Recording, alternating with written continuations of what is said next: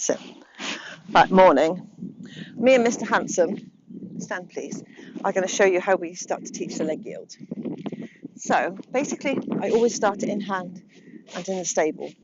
What I need to know I can do is I need to know I can touch the horse where I would use my leg and that they would yield, essentially. So if I touch him here, I want to know that that leg's going to move away from my hand. So, and I do this every day. Every day, every time I go into the stable, I move the horse around. So I expect now, if I touch him where my leg would be, I expect him to yield straight away. That's a good boy. Good. Good boy. Well done. Good boy. Well, don't overachieve. And the same will be for this way. So if I touch him here, I expect him to, and I mean, I'm just tapping him. I expect him to give straight away. Good boy. Over. Good. Over. Good. There we go. So I like to move, I move them forwards and backwards and left and right. I move the shoulder, I move the quarters, and I do that all the time, even if I'm just taking a feed bucket in, if I'm grooming. They understand really quickly exactly what I want from like how I want to position them. So when I start to do this in hand, usually I wouldn't have a saddle on, but I'm gonna ride in a minute. So for the purpose of this short video, I'll keep this tack on. So when I teach the leg yield in hand, I want to make sure I've got an inside rein, an outside rein, and I've got essentially an inside leg even though I'm on the ground. So I've got my reins here. If you look, I've got an outside rein. Can you see? This is my outside rein here. And this hand will stay roughly here. I'll normally just hook my thumb through it.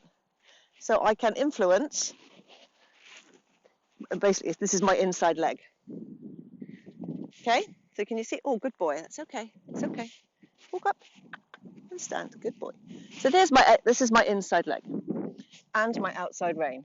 And this hand, hang on, my whip will be in my inside leg. This hand will either hook through the bit here or hold close. So I will sometimes slide, but more often than not, I want a direct influence, so I'll just keep the finger on the bit. So for example, I've got the whip here. If he doesn't listen to a touch, I can straight away use the whip where I want without affecting where my inside leg would be. So I can influence his hind legs without having to wave my arm around. So what I'm going to do is I'm going to bring him round to the top end of the school and I'm going to leg yield him from left to right, and I'll show you exactly what I'm going to do. I am going to ask him for a little bit of inside flexion through my left hand.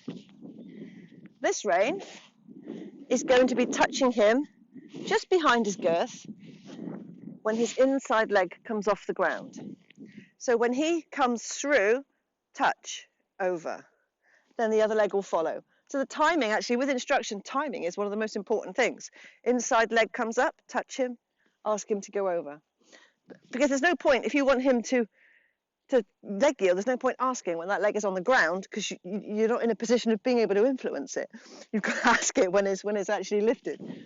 So let's show you how he does it. Oh, buddy, come on. Good boy. Come on, walk on. Good boy. Up, up. Come on. Good boy. So I want him walking forwards. Good lad. When he's walking forwards, I'm not touching him.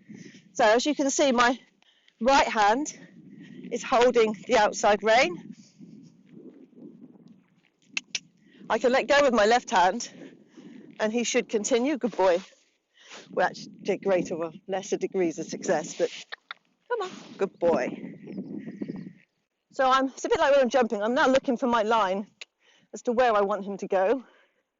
So my body is already saying turn, walk on. So I've got my outside rein, flex to the inside, and over. So it's over, now, now, now, now. Good boy. And stand. Clever boy. And it's actually really that simple. You just have to have a feel for when that leg is coming off the ground to start. And then when you start to ride the leg yield, which I'll do in a minute, it's exactly the same. You feel for that leg coming off the ground and you just ask them to come over. I mean, obviously, as they progress in their training, they've got to think about having an outside leg and being able to refine it and ride movements within the leg yield. But right now, all I need him to do is to yield to that inside leg, which actually he does really well because we keep it very, very simple. Now, the reason we do this is, well, first and foremost, is for safety. So he hacks on his own, and he pretty much always hacks on his own right now, even though he's 4 and not long been broken in. So I need to know if there's a car or a dog or, I don't know, herd of cows. We're right up on the Mendips. I need to know I can tuck him into a hedge or a gateway and that he's going to stay there. I need to know I can move him and that he understands. So he can have confidence in me, and also I've got confidence in him too. Good boy.